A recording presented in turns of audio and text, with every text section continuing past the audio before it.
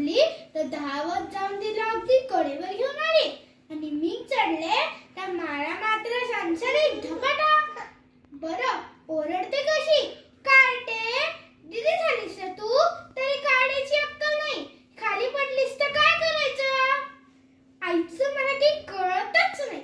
पूर्वी कशी आई गोड बोलायची, मला भरवायची, झोपायला जवळ घ्यायची, पण आता मात्र मला झोपायला बाबांकडे नाहीतर आजीकडे पाठवते. अंशिका आल्यापासून सगळं असंच सुरू आहे.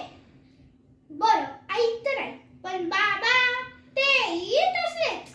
पूर्वी ऑफिस मधून आले की आधी मला जवळ घ्यायचे, पापी घ्यायचे, पण आता त्या अंशातलीच पहिला नंबर, तिला आधी जवळ घेतात.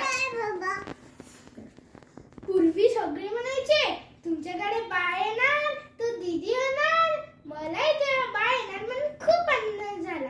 पण दीदी झाल्यावर मात्र बाळाला हातलू नको, ते उचलू नको, अगं बाळाला पाडशील. जर मी बाळाला घ्यायचंच नाही तर तिला आणलंच कशाला? म्हणून मी परवा विचार केला आई बाबांना सांगून टाकावं.